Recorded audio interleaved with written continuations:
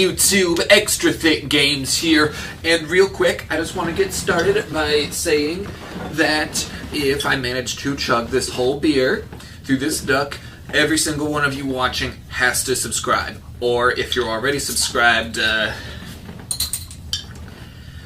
don't know, you gotta tell someone who isn't subscribed to subscribe. Are you ready?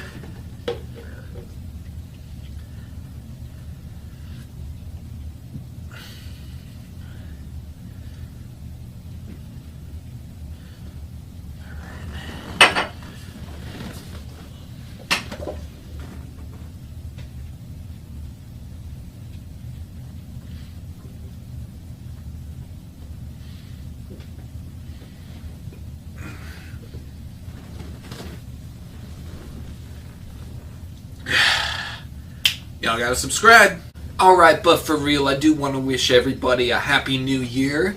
I think this is going to be a great year for the channel here. I did get my capture card and my Switch and my Smash Bros. So we've already started putting some Smash Bros. Ultimate content on the channel. I actually just recently posted my first in a series that I'm going to call Ultimate Thicc Boys for Ganondorf. I'll leave a description in the link below for anybody who might just so happen to be a Super Smash Bros. Fan. And don't worry, the Yu-Gi-Oh! Content isn't going anywhere. I know there hasn't been a Yu-Gi-Oh! Vrains review in quite a while, but this time that actually isn't my fault at all. There literally just hasn't been any Yu-Gi-Oh! Vrains episodes. We're actually not receiving any more until next Wednesday, and we'll be receiving the next 2 episodes on the same day. So that's when I'll be able to start giving you those back. But speaking of Yu-Gi-Oh! Content, today I'm going to be bringing something like that to you. But this is actually going to be a bit of a what-if scenario that I had come up with, and I've been given some serious thought to. And it pertains to the original Yu-Gi-Oh! Duel Monsters series. That's right, today we're going to be talking about a what-if scenario for a very popular character. We're going to be fleshing out the universe a little bit and just how differently things could have gone if the heart of the cards wasn't always on Yugi's side and things of that nature. But today I just wanted to discuss a little bit about what might have happened if Seto Kaiba had become the king of games. Let's get right into it. So this scenario is going to start off in episode 134, Clash in the Colosseum, Part 6. You see, we have just gone through the craziness that is the anime effect of Kaiba's Final Attack Orders trap card, you know, the one that in the anime makes you have to mill all the cards but 3 in your deck and forces everything into attack mode. So we had already just gone through that craziness. And Kaiba, his field has 2 Blue Eyes White Dragons already on the field, to Yugi's Dark Magician and Red Eyes Black Dragon. Now, Yugi predicts that Kaiba is going to use Monster Reborn and Polymerization to, bring back a 3rd Blue Eyes White Dragon and fuse them all into Blue Eyes Ultimate Dragon and go for his win that way. And ultimately, he does end up going that route in the original story. However, for the purposes of this scenario, we're going to have Kaiba make a different choice. A better choice. One that would alter the course of the duel and the Battle City tournament in its entirety. We're going to have Kaiba use his Monster Reborn that he top-decked to bring back his Egyptian god Obelisk the Tormentor for a second time. Now keep in mind, he does still have his 2 Blue Eyes on the field. And Anime Obelisk has the completely busted effect where if you tribute 2 monsters already on the field, you board wipe your opponent like the regular card does, but you also deal damage to your opponent. So Kaiba uses his newly revived Obelisk to tribute his 2 Blue Eyes and board wipe Yugi and deplete his life points. Yugi's monsters are pulverized, and the Pharaoh's life points drop to 0. The duel is over. Yugi loses, and Kaiba wins. Fair and square. The holographic Colosseum fades. All is silent. Even the Kaiba brothers have to take a moment to let it set in, just the realization of what had just happened. Seto Kaiba has just defeated his rival, Yugi. Just the person who was set to win the whole thing. You know, he's the pharaoh. He's got all this Egyptian destiny, and Kaiba just put all that to rest. He needs a moment to take it in, but the silence is broken by Seto Kaiba himself, eventually bursting into just victorious laughter at his triumph, shortly followed by Mokuba's cheers for his big brother's triumph. The pharaoh is devastated. He hasn't said a word, and Joey and friends aren't exactly sure what to do to comfort him at this point, right? However, Joey is the first to climb up onto the dueling arena and rush his friend to give him a hug and congratulate him on a duel well fought. Taya and the rest of the gang try to, they join in and try and cheer him up and convince him that it's not the end of the world because he lost this one duel. And Yugi does put on a face for the sake of his friends, and for all intents and purposes, he is relieved to see that Joey is on his feet and not hospitalized or dead or in the Shadow Realm or wherever. However, it is clear to everyone gathered there that this is just a face, as the Pharaoh certainly does believe the loss of this one duel to spell out the actual end of the world. Kaiba himself then marches over towards Yugi and demands that he hand over his Egyptian god Slifer the Sky Dragon as per Battle City rules. Yugi ultimately does comply with this and hands over the card, but not before saying how he believes in Kaiba, that he has to pass the torch on to him, and that he believes that this will end up being for the best. Kaiba ignores this and just boasts. He boasts, saying how that after all this time, after hearing all of his friendship speeches and his preaching about the heart of the cards, that it is he himself who stands triumphant on his tower and his tournament. This is Seto Kaiba's moment to shine, and he exits, closely followed by Mokuba. With the new King of Games having gone to prepare for the Battle City Grand Finals, Yugi and the squad exit shortly thereafter. Ishizu is certainly shocked to hear, especially without the abilities of her Millennium Necklace now to have been able to foresee this kind of event coming, that the Pharaoh was actually defeated. She is absolutely dumbfounded and has nothing to offer or to say, but to simply suggest that maybe he should use the power of the necklace one more time to maybe get a glimpse into the future to see what destiny has in store for them, be it favorable or not. The Pharaoh is certainly hesitant to attempt this, as he is definitely afraid that he will not like what he would have to see from the Millennium Necklace. He believes that it would spell nothing but doom for he and his friends, but ultimately he does end up taking a look. However, he finds nothing. The only thing he ends up seeing is the same glimpse of him and Joey dueling. And while this is comforting for him, this is a nice sight for him, he still is filled with dread, as he doesn't know if this is going to come to pass or anything like that. How could he and Joey have a friendly duel when the world could very, very shortly be coming to an end? How could any sort of fond memory or something to look forward to be the dominant feature in his mind when he has to entrust something as monumentally important as the fate of the entire world to someone like Seto Kaiba? Kaiba, of all people, he can't be trusted for something like this. And so the Pharaoh spends the most of this in-between time moping around, very similarly to how he does in Season 4.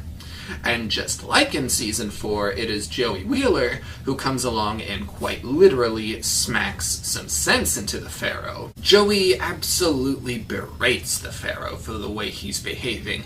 He lost one lousy duel to Kaiba, and now he's absolutely useless. He's not himself. He's being a sore loser, a crybaby, right? When, in case he hadn't realized, they could be facing an impending apocalypse. Should Merrick win this next duel and acquire all 3 Egyptian god cards, they are going to need the Pharaoh at his best to be able to defend the world. This doesn't immediately resonate with the Pharaoh, however, because he thinks that this future where Merrick acquires the 3 Egyptian god cards and becomes all-powerful is an inevitability. Joey sees that these words aren't going to do much for the Pharaoh, and so he challenges him to a duel instead to wake him up like that. So the battle for Bronze Arc actually takes place between the Pharaoh and Joey. And right before the duel starts, we do get to see the little still of the Pharaoh and Joey standing across from each other for their friendly duel, as this does make the Pharaoh crack just a bit of a smile, as he's getting to do this at least one more time. Ultimately, I would think that the outcome of this duel is inconsequential. However, I do think that Joey Wheeler would actually claim the victory here.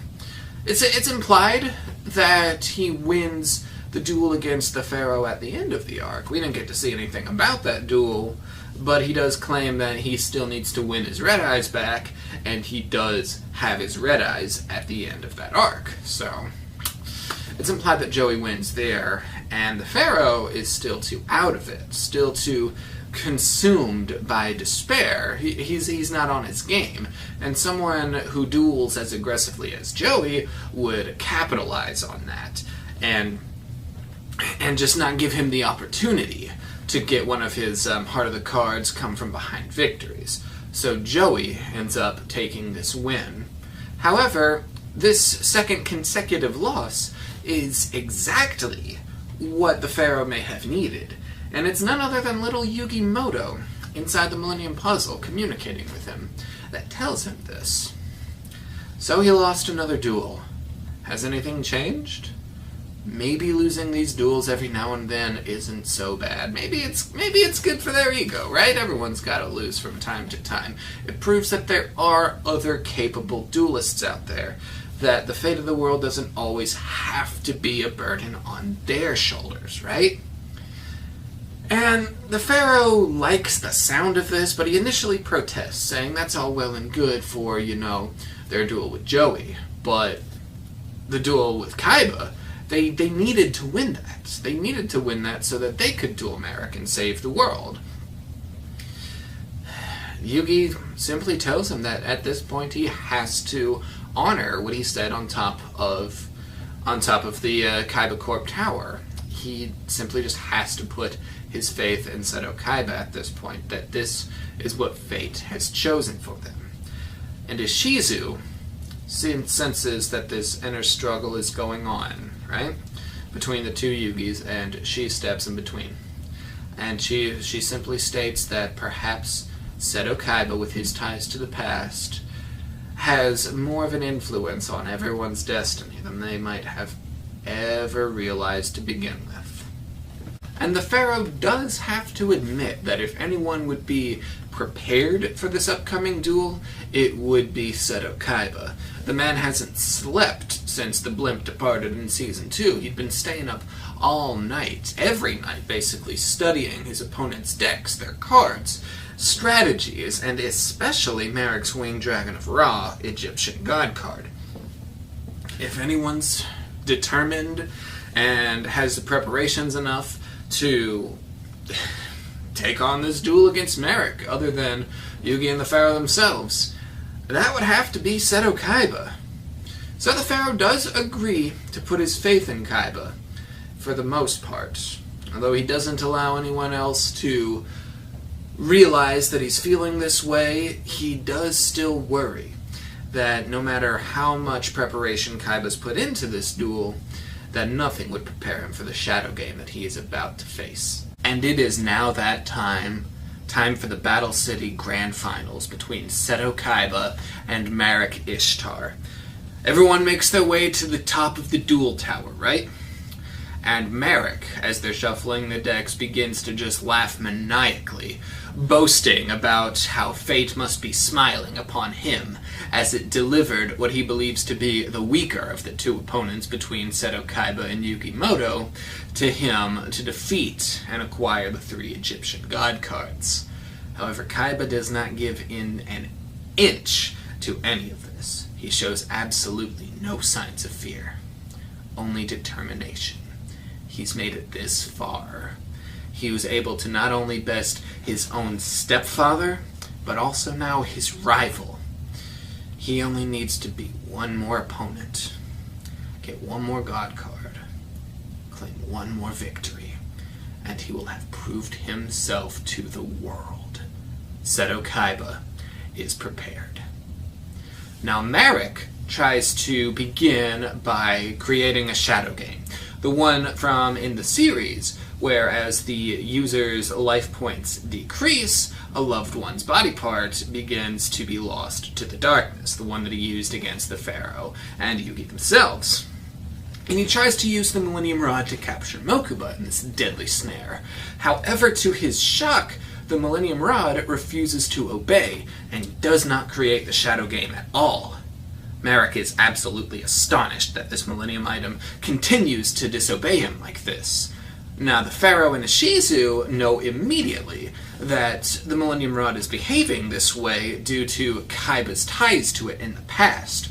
But Kaiba uses this as justification that all this ancient Egyptian mumbo-jumbo was just a bunch of nonsense all along, and he's proved them all wrong, and now he's about to win this duel.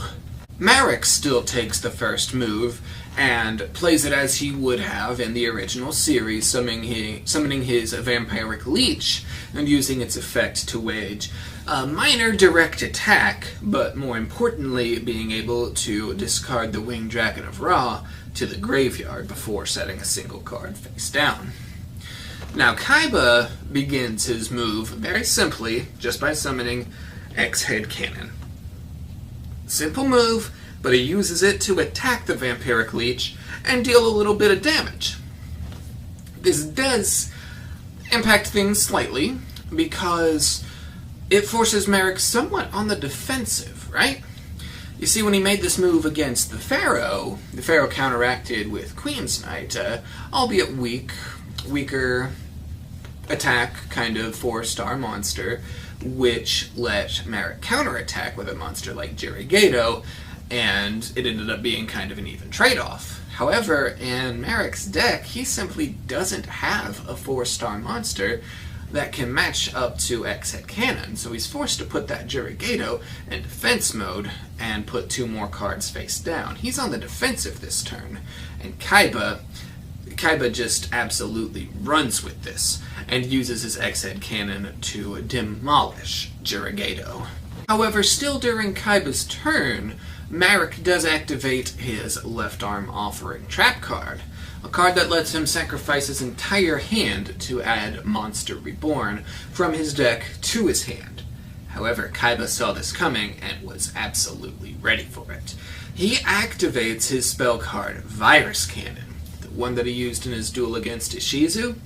If we remember what it does in the anime, it sends spell cards from Marek's hand and deck to the graveyard. Now, keep in mind how this scene played out in the original when Marek faced Yugi. He used the left arm offering to get Monster Reborn, but Yugi countered with Exchange, so each of them got a card from the opponent's hands. Keep in mind how differently this is playing out. It's going to be important later. But for now, Marek's plans to summon Ra are thwarted for the moment. However, this all changes the moment Kaiba activates a Monster Reborn of his own. We're seeing an awful lot of this card lately. Regardless, he uses this to rob Marek's own graveyard of the Jirigato so that he may sacrifice the both of them to summon one of his Blue Eyes White Dragons. This was the moment that Marek was waiting for. Kaiba wages a direct attack with Blue Eyes White Dragon on Marek. If it succeeds, it would have been enough to wipe Marek's life points out. However, this doesn't happen. Marek activates his face-down card, Dark Spell Regeneration, which he can only activate when a direct attack is waged. It allows him to activate a spell card from his opponent's graveyard, which he of course chooses Monster Reborn, to revive the Winged Dragon of Ra, and then he immediately uses its effect to transform it into Immortal Phoenix. He then pays 1,000 life points to annihilate Kaiba's Blue Eyes White Dragon. Marek isn't done yet, though.